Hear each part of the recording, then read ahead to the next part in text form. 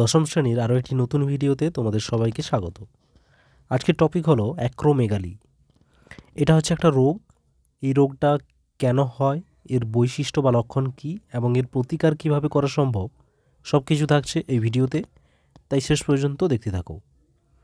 দেখো, এই অ্যাক্রোমেগালি যে রোগটা, এটা হচ্ছে হরমোনাল একটা ত্রুটির জন্য হয়ে থাকে। প্রথমত দেখব এর বৈশিষ্ট্য বা লক্ষণ কী।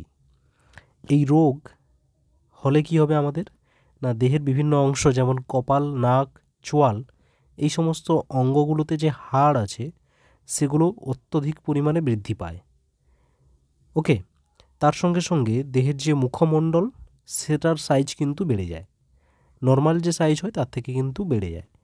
মুখের ত্বকে সেটা পুরু ও খসখসে হয়ে যায়, অনেকটা গরিলার মতো আকৃতি বিশিষ্ট হয়। এছাড়াও হাত ও পায়ের যে পাতা আছে সেটা কিন্তু চওড়া হয়ে যায়। তার সঙ্গে সঙ্গে আঙুলগুলি সেগুলোও চওড়া ও মোটা হয়ে যায়। এছাড়া পিঠ সামনের দিকে সামান্য হেলে যায়। এই অবস্থাটাকে বলা হয় কাইফোসিস। এই রোগের ক্ষেত্রে বিএমআর অর্থাৎ বেসাল মেটাবলিক রেট বা মৌল বিপাকীয় হার এটা কিন্তু বৃদ্ধি পায়। ওষ্ঠ পুরু হয়ে যায় এবং মোটা হয়ে যায়। রক্তে শর্করার পরিমাণ বৃদ্ধি পেয়ে যায়। তার সঙ্গে সঙ্গে বিভিন্ন আন্তর্যন্ত্র অর্থাৎ হৃৎপিণ্ড, যকৃৎ, ফুসফুস, এই সমস্ত অঙ্গ এবং যে গ্রন্থিগুলো আছে তাদেরও কিন্তু বৃদ্ধি ঘটে এবং যৌন ক্ষমতা হ্রাস পায়।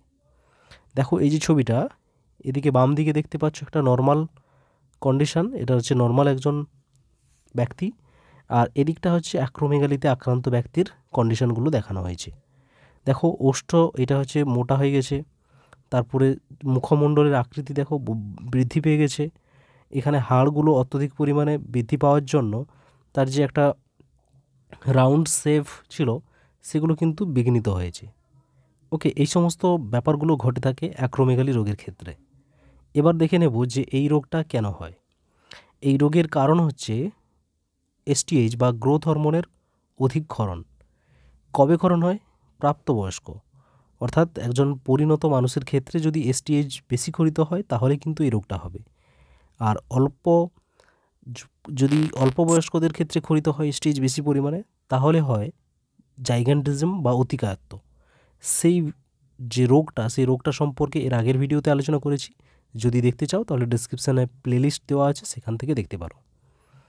এবার হচ্ছে এর চিকিৎসা কীভাবে করা সম্ভব। এই রোগের চিকিৎসার ক্ষেত্রে সাধারণত সার্জারি এবং রেডিওথেরাপির সাহায্য নেওয়া হয়। এছাড়া একটা ওষুধ ব্যবহার করা হয়, সেটা হচ্ছে ব্রোমোকেপটাইল।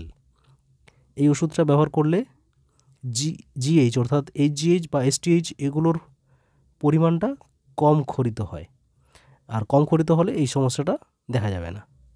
ওকে, তো এই ছিল আজকের ভিডিওতে আলোচনা। আসছি পরের ভিডিওতে। ভালো থেকো, পড়ে থাকো। All the best.